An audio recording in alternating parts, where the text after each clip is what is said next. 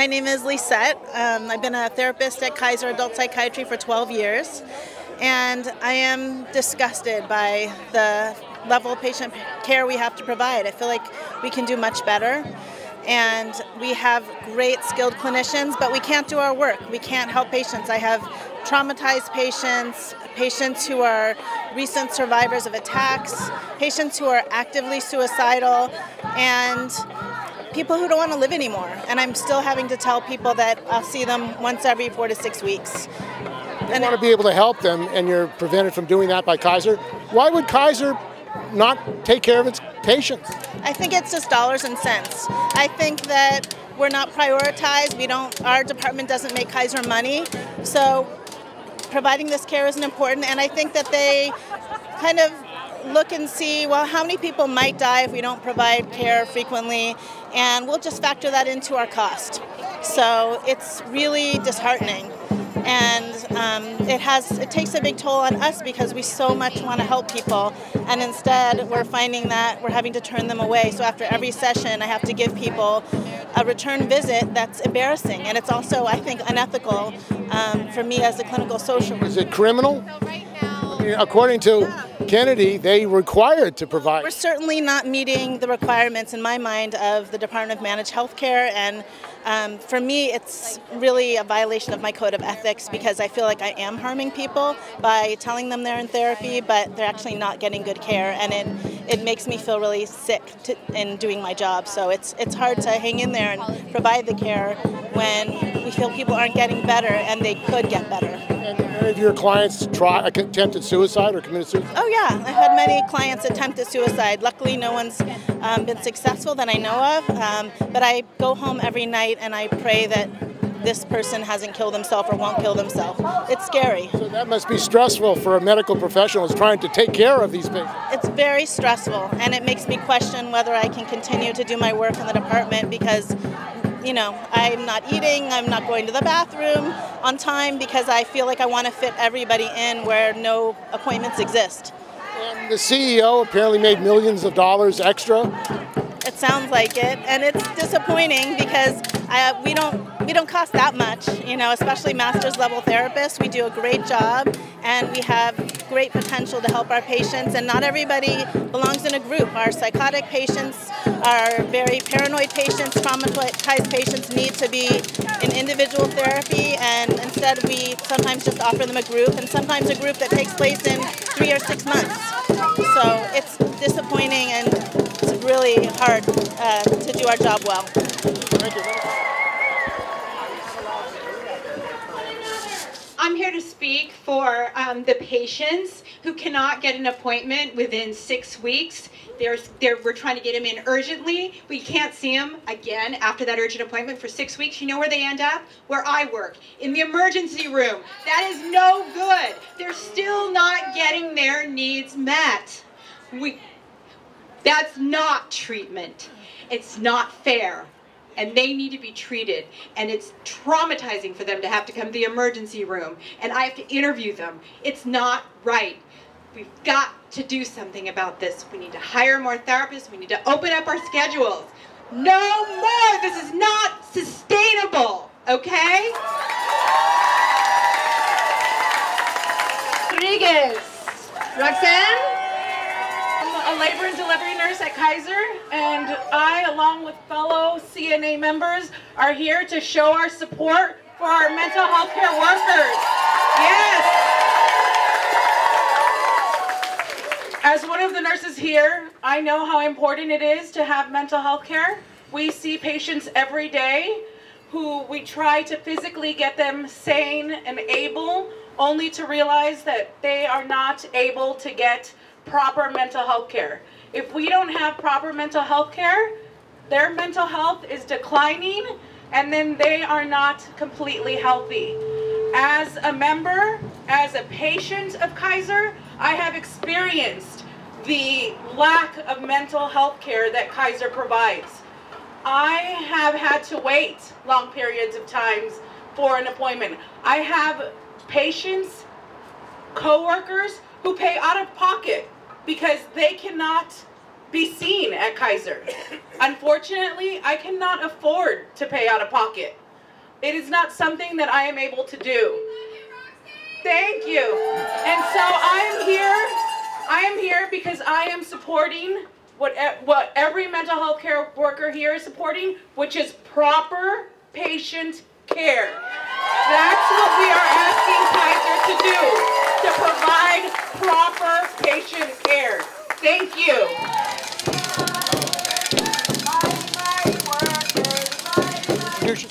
Yeah, my name is Lance Fries. I'm a marriage family therapist at Kaiser Oakland. What's happening here today? Why are you here today in front of Kaiser? A couple of things. The strike is, first and foremost, is about patient care. We want to change the system so that we're able to see more patients on a more timely basis. Right now we see any return appointments anywhere from 4 to 8 weeks, and we'd like to shorten that up. Well, according to Kennedy here, they're violating the law. Do you support his call for Xavier Bacerra investigating? I'm not sure. I know initially we do see people, the first appointment, it's the return appointments that seem to be the problem. And so I'm not sure of all the, that's my understanding. So people are being turned away, and he also said that people are being put into Social Security and should be being taken care of by Kaiser. I know that people are being, we have contracts with a couple of insurance companies that see people outside, but the problem is they're given a group of names, and oftentimes those lists aren't up to date, and so oftentimes they get frustrated and they're not able to see the referral. They don't get the referral they're supposed to get. And they gave the CEO Bernard $4 million pay increase. Is that? I mean, he's making millions of dollars. I mean, that's my understanding is $1 million. What do you think about it? I mean, you're having problems treating your patients. Yeah, that seems pretty large. And we're a wealthy corporation, which is fine. But we ought to take some of that wealth and be able to hire more providers so that, again, our patients don't have to wait so long to see people. Talk about some of your patients. How have they been hurt by not being properly treated promptly? Well, things get delayed. At best, treatment gets delayed. It gets slowed down. They may start treatment, but we can't make the progress we would make otherwise because there's gaps in between. Appointments, and we're not able to keep up with them. And they've said that if you have a physical injury or illness, you're taken care of, but when it comes to mental health, there's a complete difference. Is that true? It's often delayed. It will get you care at some point, but there's delays in starting the treatment, and then again, there's not always ready. The follow-up is large gaps between oftentimes follow-up appointments. You think there's a problem with profiteering? Kaiser's making billions of dollars, has a lot of surplus. I mean, are you in favor of public health care? Do you think you should have private companies running healthcare in California? It'd probably be, universal care would be great. I don't know the ins and outs of all the financial stuff of Kaiser, but yes, we're a large corporation making a lot of money. I do know that, and so we have the funds to be able to hire more people. We just need to do more providers. Now, you also said you're concerned with outsourcing. Why are you concerned with that? Because what we found is that oftentimes the people that get outsourced end up coming back because they can't connect with the provider. The providers, the private practitioners that they contract with through the insurance companies don't have enough spaces to be able to meet the need. So they're just getting the runaround? Oftentimes. They're calling, they're getting referred out, which sounds initially great, but then they spend a lot of time trying to find a provider. And what happens to their health in the meantime? Yeah, that becomes the problem. It gets worse, and they end up. Many of them come back to see us and get in but this is now 2, 3, 4, 6 months after the fact. What does that mean? What's your name? I'm Anessa Larson. I work for Kaiser Permanente in Vallejo. And what's happening today? Today is a strike in all of the state of California for all mental health workers. We need parity. Our patients are not getting treatment for 5 weeks sometimes. We can get them in, but then we can't provide the treatment that they deserve. That's what we're coming out here to really, really say. And what happens when a patient doesn't get treatment? They have serious mental health problems. They go into crisis sometimes. But, there's the standard of what do we do when there's ethical issues because we want to help them. So we work extra hours. I'm going to put my patients first. But it's not fair. It's not fair that we're expected to work like that. Kaiser, Kaiser, you can't hide. We've been to your dream side. Kaiser, Kaiser, you can't hide.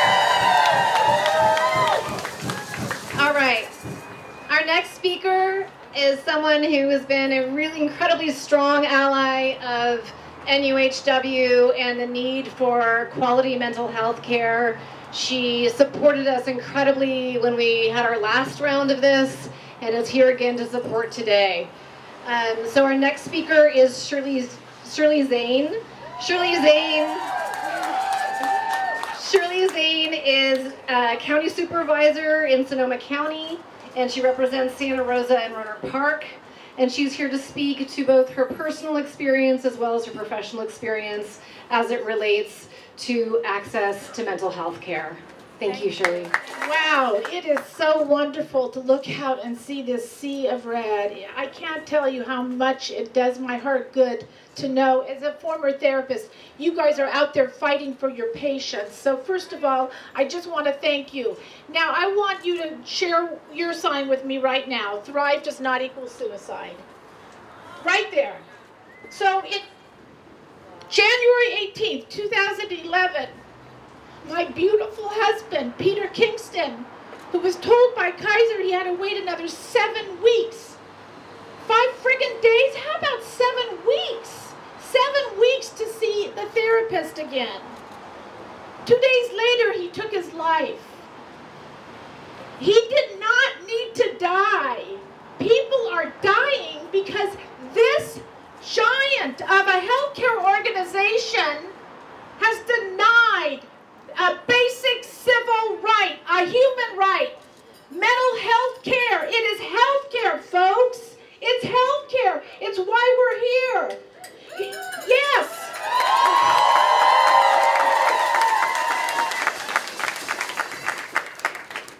I have not been silent about my husband's pain, because pain should not divide us, but it should bring us together as human beings. It's who we are at the core. It is part of being human, and we will not be silent, and neither will the survivors of suicide who lost their loved ones because Kaiser would not provide the care.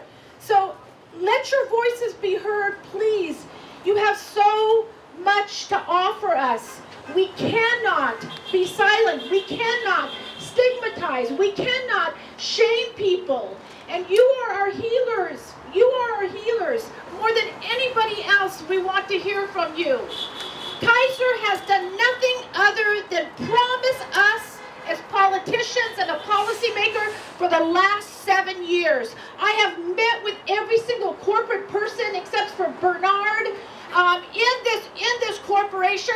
I finally said I'm sick of meeting with the executives who basically give lip service to this treatment that is so necessary for life. Shame! Shame! Shame! It is shame! Shame! Shame! Shame! Shame! Shame! Shame! Shame! Shame! Shame! Shame!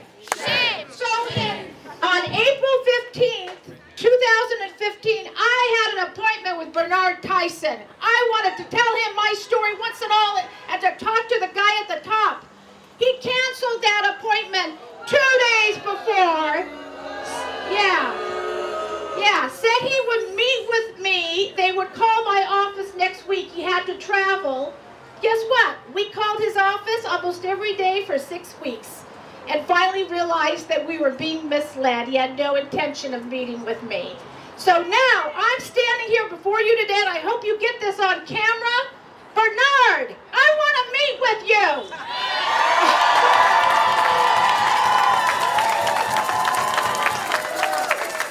If you go into an emergency room with a heart attack, you're not given an aspirin and told to go home and go find your own cardiologist.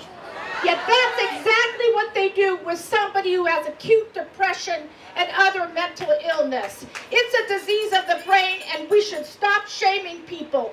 We will stand up. We will not be silent.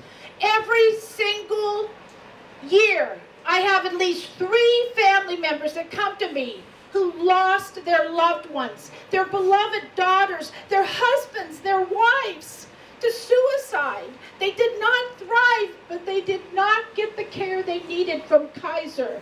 And we will not shut up until this country, until this organization, until all of us speak out and get the type of care that we all deserve, each and every one of us. And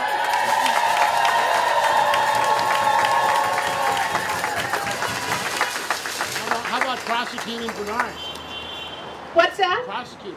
Yeah, well, prosecute Bernard, there you go. Okay, so I want to introduce now one of those couples, one of those family members that comes to me all the time. This is what happened to our loved one. We want to talk to you. What can we do? And very, very sadly, last January, their daughter hung herself. She was 19. She had been at Oxford. She played the violin in the San Francisco Youth Symphony. She'd done missions in the Catholic Church in Haiti and overseas. She was a shining light, just as my Peter was too. And she lost her life because she didn't get the care she needed from Kaiser. So they have a story too, and I want to invite them up. And they just lost their daughter. Actually, she was on life support, didn't die till May. So please be very gentle with them. And thank you so much for being here. David and Song, come on up. David and Song Brown. You were wearing the buttons for her, for Elizabeth. Here you go, David.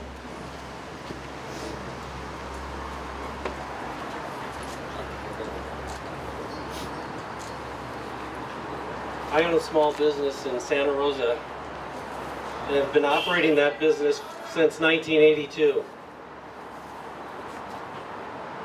We agreed back then that when we were looking at healthcare providers that we were going to select Kaiser as a provider for our employees, mainly because back then they were touting that they were preventative. And didn't that just make sense to be providing preventative care? We had 2 young children. They were born at the Santa Rosa Kaiser facility. They've been healthy their whole life. We mostly had mundane, but happy times until 2016. Our beautiful, exceptionally talented daughter, Elizabeth Morgan, went to college at the age of 15. When she came home at summer break at the age of 17, she said something wasn't right, and that she thought that she needed to see a therapist. We immediately went to Kaiser, and the battle to provide care for her began. Towards the end of May was when we requested an appointment. The first appointment was not until the middle of July. She was scheduled to go to St. Catherine's at Oxford that fall for a year-long study program. It was obvious that she was not going to get the help she needed from Kaiser, so we searched the rest of the summer for other caregivers in a huge, unorganized sea of therapists with no coordination with Kaiser. Despite not getting the care she needed, she really wanted to get back to school and went to St. Catherine's, but by Thanksgiving she needed to come home with terrible suicidal ideation. From November of 2016 to August of 2017, we started the battle with Kaiser again. Again, very long waits for appointments with therapists and psychiatrists, sometimes over 2 months, which required that we go outside of Kaiser at our own expense. Her psychiatrist kept increasing her medications and wanting her to return to IOP over and over again, even though it did not help her, so she dropped out after 2 rounds of IOP. Kaiser seemed focused on pills and group strategy. Elizabeth saw this illness as an inconvenience and wanted to get on with all the grand plans she had for her life. Even while seeking treatment, she wanted to keep busy, so she got a job at Barnes & Noble, took journalism class at UC Berkeley. She wrote and co-directed and was the music director and actor in a play. She volunteered at NAMI to be a speaker by sharing her story with local high school students in the attempt to lessen the stigma around mental illness. She started very hopeful and did everything that was asked of her. She truly wanted to be better. In February of 2017, her outside Kaiser psychotherapist requested she get DBT. Her therapist and we pushed hard for 5 months to get that treatment through St. Joseph's, since Kaiser did not offer it. It's a 60-day program, and Kaiser offered her 12 days. Her forced discharge from this helpful program was tremendously disheartening and counterproductive. Do you think a cancer patient at Kaiser would get 1/5 of the chemotherapy they needed to kill the cancer in their body? Elizabeth went back to school that last fall, and within a week was hospitalized. Song went and stayed with her for about a month, helping her get the care she needed. The psychiatrist therapist she saw in Massachusetts concluded she was misdiagnosed. He thought she had borderline personality disorder, not bipolar 2, as her Kaiser psychiatrist diagnosed. She was hospitalized again just before Thanksgiving, and we brought her home and requested a meeting with her psychiatrist immediately to change her medication and discuss the next steps.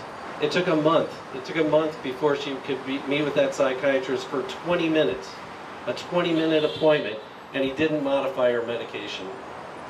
A month later, moreover, the many other avenues for treatment available in the community were not disclosed or made available to us.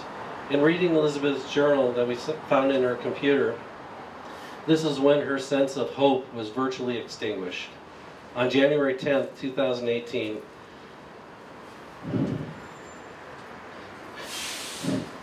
she hugged herself. She survived, but she had a severe toxic brain injury. And then we were faced with the horrific decision of if she would want to live in a vegetative state for the rest of her life. On May 18th, 2018, she died. About the same time our daughter was receiving treatment from Kaiser and outside resources, my business partner's wife was diagnosed with cancer. Within hours, a team of specialists were scheduling tests, and within days, treatments were applied and follow-up scheduled. Her cancer is in remission, and her family's life can go on after such a horrific scare. I remember speaking with my partner, tears in his eyes, talking about his worst fears and how overwhelming it seemed for him. We too had terrible fears, but were determined to do whatever it took to help our daughter. Between physical care and mental care, there is no health care parity at Kaiser.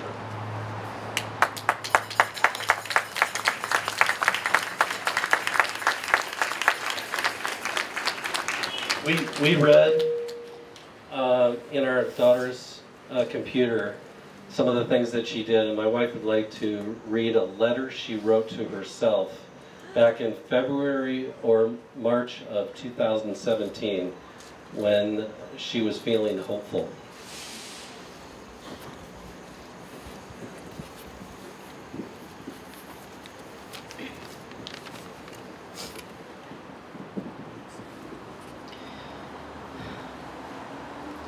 Dearest Elizabeth, you are reading this now because you have been hurting for a while and your pain has not subsided, has not been healed, has not been accepted.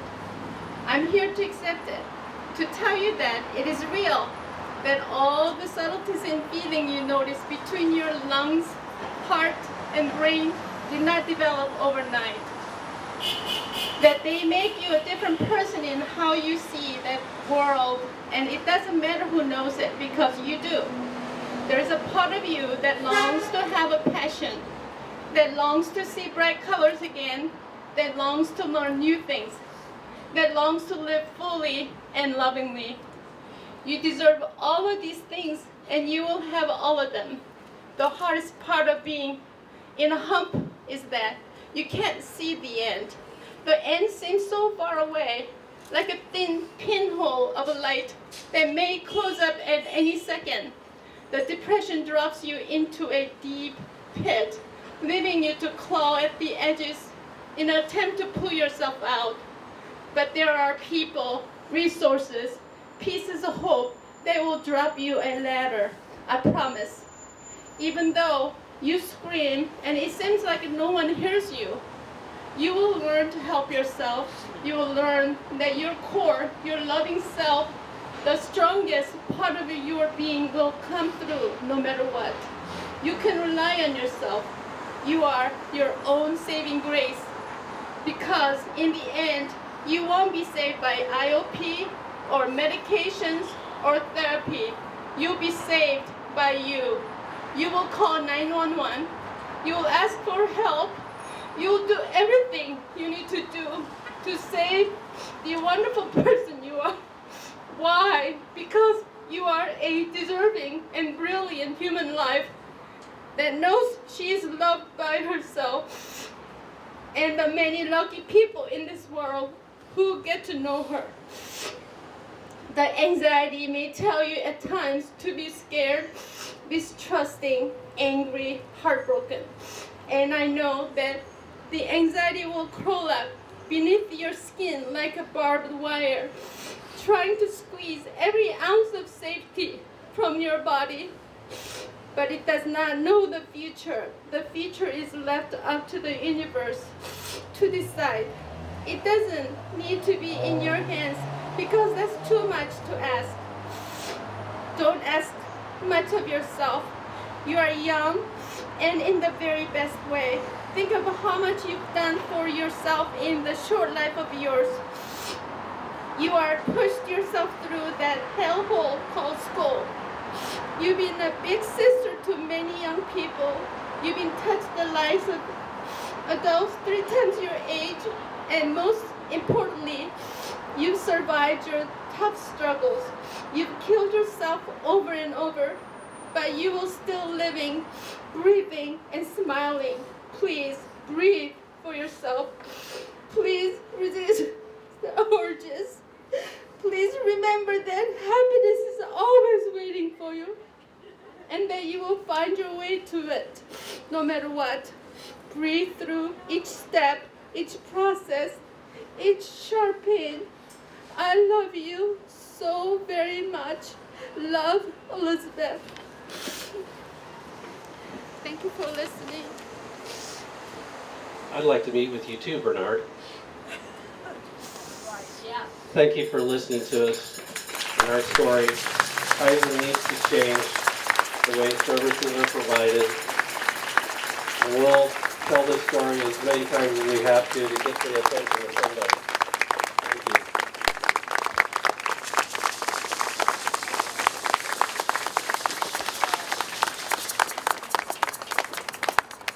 you. Anything like that happening to anybody else. I too want to thank the nurses that are here, the California Nurses Association, their union, and the Station Engineers Local 39 for standing with us, and telling Kaiser that they were going to strike with us for our patients. Can I ask, last time we did this was in January of 2015. How many folks were here then? You know, it was a terrible thing that we had to have multiple strikes to force Kaiser to admit that they just had terrible access problems for behavioral health. But it was those strikes, and that one of January 2015, that week we got over 300 press hits across California, and that's what finally pushed them to admit they had a problem and to sit down with us and bargain in good faith to begin solving that problem. Later that year, we thought we won. We really thought we won it all. They agreed to hire 500, at least 500 more clinicians to deal with the patients. You know, while they hired some hundreds of folks, almost the same number left. And the Kaiser's growth these 3 years has been enormous, so the ratio of physicians to Kaiser members today is unchanged from 3 years ago when we thought we won. And we got them to publicly announce that, like they did with medical care in the late 90s and early part of this century, they were going to work in collaboration with all of you, with us, with our union, to make Kaiser the model mental health care program for the country. The best place to receive mental health care and the best place to give it. They obviously are not walking that talk. There's only been incremental success. We've had scores of bargaining meetings since June, both here and in Southern California. Just last week, we met all day in LA and all day up here. Nothing happened at that bargaining table, friends. It's a terrible thing that we have to go on strike, right? To draw attention to this horrendous criminal situation. But that's what we're due, and you all are the heroes of today, all across Northern California, the 4,000 Kaiser clinicians that are united in National Union of Healthcare Workers. I honor you.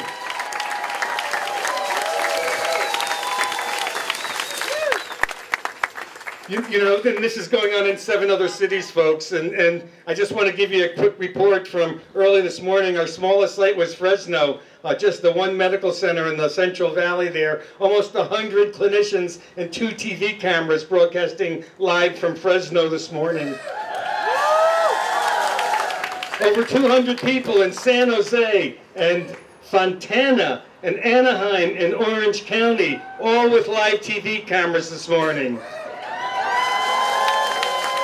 Almost 200 people in San Diego, 4 live cameras. Over 300 people in Sacramento, 4 live TV cameras. In Los Angeles, over 400 clinicians, 9 cameras on the picket line broadcasting live. And earlier today, there were 4 cameras here in San Francisco broadcasting since 5:30 this morning. That's what this strike does, right? And we all see the tens of millions of dollars that Kaiser spends on PR, saying they have the best mental health care. If they spent that money on providing mental health care, things would be so much better. But the press that we're getting today, and we'll get this week, just like in 2015, will force them to the table, and not the folks they have there now, but their presidents and other executives will be forced to a table to finally settle this contract and to finally walk their talk, to make Kaiser the best place to receive and the best place to provide mental health care. So now it's my great honor to introduce to you a real hero of this union. Former Congressman Patrick Kennedy is the founder of the Kennedy Forum, a leading mental health advocacy organization in this country. You know, Patrick served on the President's Commission on combating drug addiction and the opioid crisis. And Patrick authored, and in collaboration and coordination with his dad, Senator Ted Kennedy, 10 years ago, passed the 2003 Mental Health Care Parity, 2008 Mental Health Care Parity and Addiction Equity Act. Our friend Patrick is a strong advocate for mental health care, for destigmatizing mental illness, improving patient access to care, and holding health care providers accountable to the law. You know, I've had the pleasure to listen to Patrick speak many times, and I'm so moved when he says we have to all work together, we have to partner with him to truly achieve parity for mental health care, and let's look forward to the day when the term mental health care is no longer used, it's simply health care. Let's welcome Patrick Kennedy.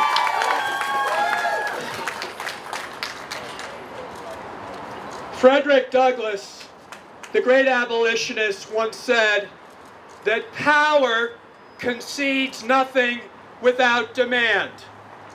It never has, and it never will. So today, on behalf of Peter and Elizabeth, we are demanding that Kaiser hear our demands to ensure that when they provide mental health and addiction care, it is on par with the rest of the medical care they provide in this hospital.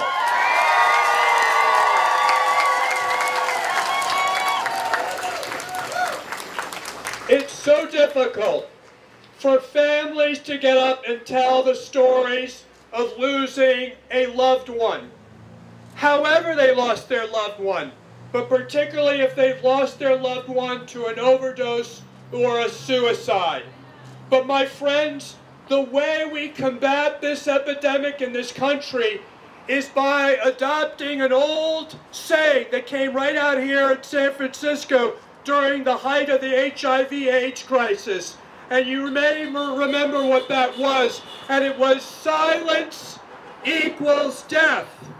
And that is what is leading to our suicide rates skyrocketing in this country, It's what's leading to our addiction and overdose rates skyrocketing in this country. It's that silence that allows companies like Kaiser to factor into the cost of doing business all of the complaints and denials that they deal with, because they know that people with these illnesses do not have the same political strength as someone who has cancer has, as someone with diabetes, as someone with cardiovascular disease. Because you see, my friends, we don't have the big cancer societies. We don't have the big heart associations. We don't have all of these powerful organizations of advocates, because the nature of these illnesses keeps people quiet. Speaking for myself in 12-step recovery, there's 23 million of us living in long-term recovery, but very few of them come out from the church basements and are being heard with their politicians and elected officials like they would if there were any other illness.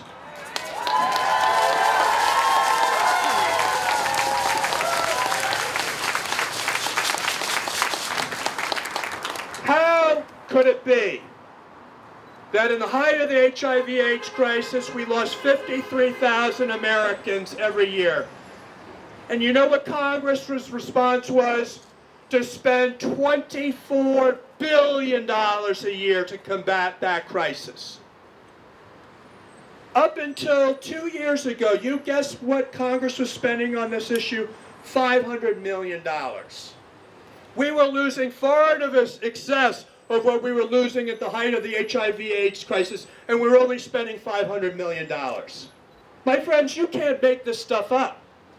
In the last 2 years, Congress finally said, oh, we'll put some money behind this crisis because now it's getting lots of headlines. And they all cheer themselves on as they spent $5 to $6 billion. Still, one-fifth of what we were spending on HIV/AIDS. And we're losing 20,000 lives more than we were losing on HIVs in terms of overdoses, and we're losing more people than that on suicide. And it makes you scratch your head. What in the world is wrong with our country? What in the world is wrong with our country?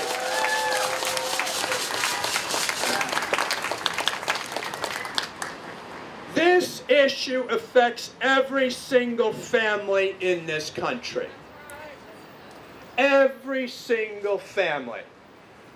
When my late uncle, President Kennedy, signed the Civil Rights Act of he proposed the Civil Rights Act and spoke on national television on civil rights as the first president ever to address civil rights. And he said, who amongst us would trade the color of their skin and be content with those who counsel patience and delay? And he was basically saying, if you don't think it's a big deal to give civil rights to our fellow Americans simply because their color of their skin is different, then try thinking about what it would be like to live in their shoes and experience the injustices they suffer simply because of the color of their skin. And then we passed the Civil Rights Act, and that didn't change racism. Racism is still with us today. But what we've done is we've outlawed discrimination so that people can still think what they want to think. But in this country, we're not going to allow them to practice that racial thinking because they now have a civil rights law to obey.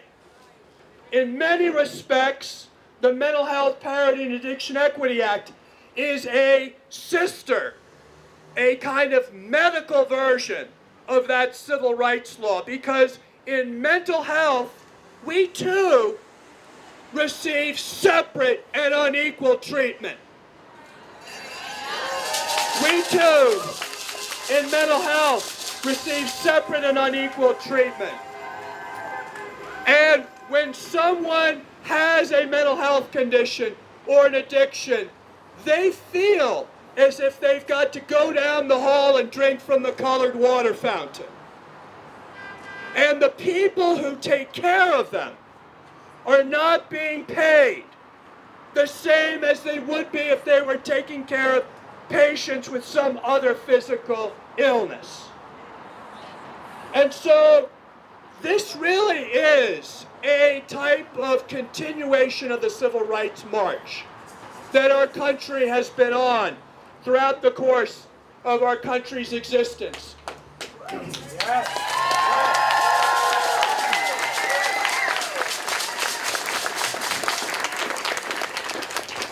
So I'm very fortunate that I got to be the sponsor of this medical civil rights law, the Mental Health Parity and Addiction Equity Act. And so as such, people will often say, oh, Patrick Kennedy, you're the leader in mental health and addiction. And all I can tell you, if that doesn't tell you how much trouble we're in, I don't know what else will. I got elected as the youngest member of Congress at 27. It had nothing to do with my last name being Kennedy whatsoever. I got elected from the smallest state in the country, Rhode Island, and I was in the minority party, which basically means I was the lowest guy on the totem pole. So how come I got to put my name #1 on a bill that basically said that the brain was part of the body? It just tells you how stigmatized these illnesses are in the United States Congress with people who should know better. And I guess most of my colleagues were worried if they introduced the bill, you know, what would be the next 5 questions? Have you ever had a mental illness or addiction in your life, in your family's life? That's what any politician would have to expect. Unfortunately for me, all of that was already known in my family. So I was kind of like, this was easy territory for me. So I got to put my name first as the lowest on the totem pole. But that tells you the whole story that you need to know. And when we passed the parity law, it wasn't because we had the great marches show up like we did with civil rights or gay rights or women's rights. We passed it because Chris Dodd was a family friend, and he was chairman of the banking committee, and it was 2008, and the country was going down the financial tubes because of the banking collapse. And Chris Dodd had to pass, and the country had to vote for a bill that gave our bankers $800 billion worth of relief because they had gambled all of your money and now asked for a handout to make sure that our country didn't go into what they called another Great Depression. So Chris Dodd, I'd asked Chris Dodd for help on my bill, HR 1424. And he said, Patrick, let me think about it. The banking collapse happened. He came back to me and he said, Patrick, I've got just the idea. I said, what's that? He said, how about I write the whole toxic asset relief program, the $800 billion bailout of our nation's banks, into your bill, HR 1424, the Mental Health Parity and Addiction Equity Act. And I said, but what is the bailout of the banks got anything to do with mental health? And he said, it doesn't matter. This is how you get the bill passed. He said, there's one catch. And I said, what's that? He said, now, in addition to being the sponsor of the Mental Health Parity Law, you'll be sponsor of the largest federal bailout of our banks in our nation's history. And I'm just saying that to you because we don't have what made the progress we've made today because we've got this great social movement rising up. You know, we need to get our voice on behalf of the people that are suffering from these illnesses. And the people who are suffering, the last thing they want to do is tell their story. And the last thing they want to do is file an appeal. So we, all of you, have to be their crusaders. So not only are you fighting for them by giving them mental health care, you're fighting for them by fighting to make sure there are enough of you to provide that care.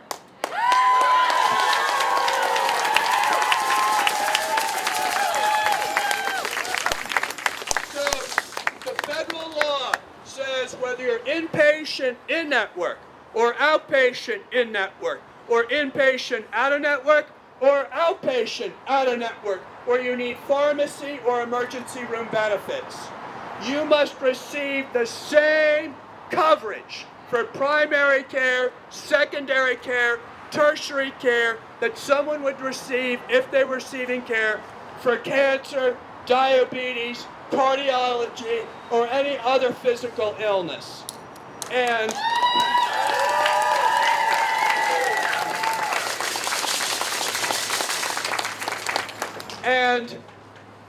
we have partnered at the Kennedy Forum with Milliman, which is this great analytics accounting firm. They've analyzed 46 million claims, payer claims data. They show that all states are far away from achieving the goal of equal access to coverage.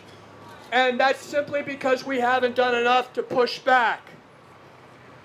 Here in California, I think with the work that you're doing, with the election of the new governor, who I think will be very, very strong on these issues, but we need to keep communicating with Gavin on these issues.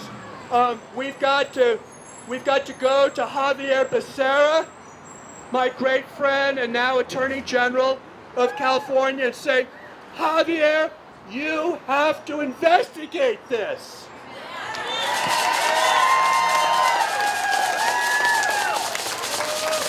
Because part of an Attorney General's job is to make sure that the companies who are allowed, by the way, allowed to do business and sell products in the state comply with all necessary federal and state laws. So guess what? If a company is not complying with their promise to comply with these laws, they need to be investigated.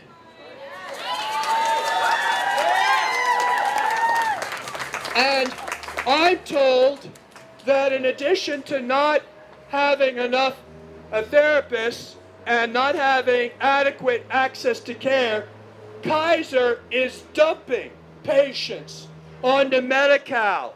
They are routinely setting up much higher treatment and payer thresholds, forcing people out of network and really to disenroll, encouraging disenrollment. And what that means is the taxpayers of California, including all of you, are now paying twice. You're paying once for your health insurance. You're paying again as a taxpayer to subsidize the corporate profits of Kaiser. Because that's the only way I can read it. Taxpayers are going to foot the bill for the fact that Kaiser has pushed people off its roles that it doesn't want to treat because they're too costly. Even though they signed a contractual obligation when that person bought the insurance to meet the requirements of the coverage that that person bought. So that needs an investigation as well.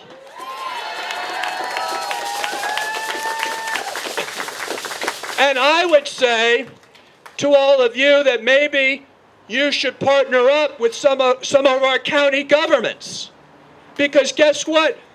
They're going to have to seek, compensation for the services that they pay for, and that Kaiser basically foisted upon them because of their disenrolling these patients, because they didn't want to cover them. So all I'm saying to you is, this is a fight that has to continue on every number of fronts. I want to tell you all that if you're interested on learning more about what we're doing on parity, we have paritytrack.org, which is a 50-state kind of survey of how states are kind of measuring up regulatorily, statutorily, and case law. And we also have parityregistry.org. And guess what parityregistry.org's other title is? Don'tDenyMe.org. So you can go on Don'tDenyMe.org, and if you want to get any of your patients help, we kind of help walk them through a very easy to file appeals, which of course no one wants to do because you have to be a PhD, JD, and have a bunch of other alphabets at the end of your name in order to figure out how to file an appeal for one of these mental health denials. And Kaiser knows that. They know no one wants to file these appeals. So we try to make it easier for you. And finally, we have a section where people can choose to become advocates, where they can have the strength and the profile and be able to tell their story in a way that allows us to go to Xavier Bacerra, okay, or go to, you know, Gavin Newsom, you know, or go to your insurance commissioner. You know, these people need to see real people, and they have to have it backed up with enough of a sense that there's something going wrong here. And then the combination of the two will really basically invoke the insurance commissioner saying to Kaiser, listen, we can't re-up you next year to sell insurance in this state if you're not compliant with all state and federal laws. And then and that's going to happen when they see that there are people and organizations organizing behind this issue. But what unfortunately has been the case, we haven't been able to get that so far in our movement because of the shame that continues to pervade these illnesses. So I just want to say to all of you, you are really doing incredible work. I can say that because I was someone who was once in your care, not in your immediate care, maybe, I don't know, I can't recall. But I will tell you, we're not a very sympathetic bunch when we're in treatment and we need help. And the fact that you treat the most difficult of all people to treat, people with brain illnesses, and that is really a testament to your fortitude and to your spirit, because it takes an extraordinary spirit and compassion to look past the person who is suffering in front of you and see the human being underneath, to see your fellow underneath, and to have compassion for that person who is suffering not only from a physical illness of the brain, but the spiritual illness that comes with it, and the fact that nobody wants to be around them, and no one wants to pay attention to them, and everyone says they ought to pull themselves up by their bootstraps. And my grandmother on my mom's side died at 61 years of age and wasn't found for a week because she was an alcoholic who was isolated from everyone around her, including my mother and my aunt, and divorced from her husband, which was unheard of back in the 50s. That's what these diseases do. They isolate you from everyone that loves you and cares about you.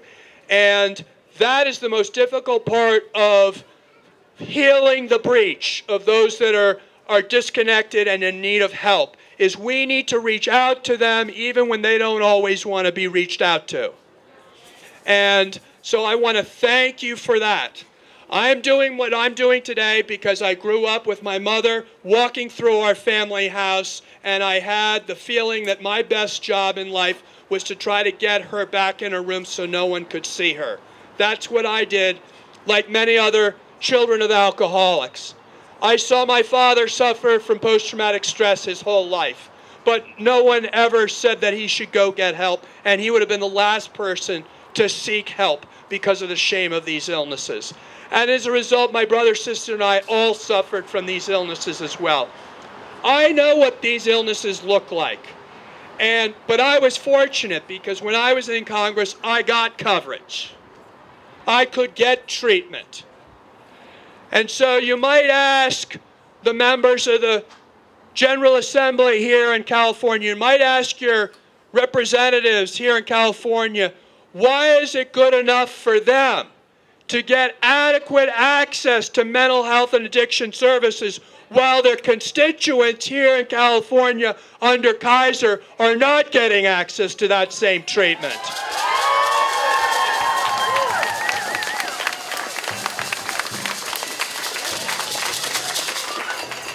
And why don't we finally treat these illnesses as the chronic illnesses that they are, where you have a continuity of care, not a sporadic, episodic course of treatment that doesn't get them well.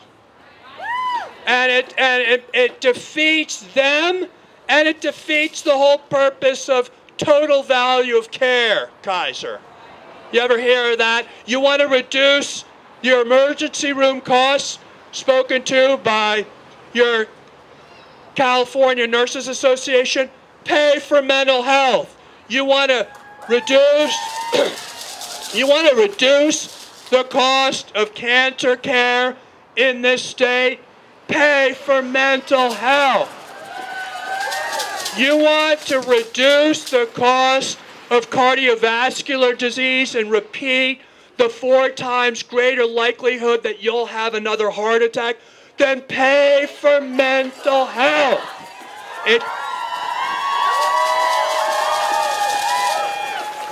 So the irony is, you're all asking to be treated as the professionals that you are, and no different from any of your colleagues in the House of Medicine. That's not a big ask. I've been around a lot of labor battles in my day. This is a pretty basic ask. But the amazing thing here is that your fight for the dignity of your profession to make sure there's adequate coverage and access to care is also going to make it possible for people to get their rights to equal access to mental health and addiction care. This is a perfect alliance. And that's why I am so honored to be with you today, because we don't have this kind of organizing around the country on behalf of patients. And frankly, we need it. We need it. And understand, your fight today is not just a fight for your own patients getting access. What happens with this is going to have an impact on the rest of the nation, because there is a ripple effect when all of the fights continue to move forward. When my uncle Robert Kennedy spoke out against apartheid in South Africa in 1966, he said, each time a person stands up or acts to improve the lot of others, they send forth a tiny ripple of hope. And coming from a million centers of energy and daring, those ripples can create a current that can knock down the mightiest walls of oppression and resistance. And what he meant was that it doesn't take, one person to change the world. It takes all of us doing our part. And that's the great thing about unionism, is that you are working with your sisters and brothers in organized labor. And I will tell you, we need solidarity and sisterhood and brotherhood in our country today more than we've ever needed it before. And so, thank you for what you're doing. It's humbling to see you continue to walk the picket line and continue to march and get the attention that you are bringing to this issue of lack of access to timely care And it wouldn't have gotten the attention had it not been for all of you willing to organize and speak up for those who can't always have someone speak up for them. And we all will think of them as we leave here today. We will think of Elizabeth. And we will go to bed tonight and we will say a prayer for Elizabeth. I will.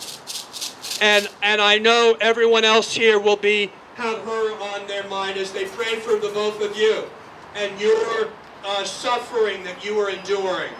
And we will think of Peter, and we will say how blessed he was to have a spouse who's fighting, even though he's gone, to make sure his memory is not forgotten. And the 45,000 other Americans who might not have a voice, but for the fact that you're willing to speak up for them. Thank you very much. My name's Emily Schwartz. I'm a marriage and family therapist. And you're out here today. There's been a report that a lot of patients are not being cared for if they have mental health problems. Is that true? That's absolutely true. Patients are booked for return visits all the way into February.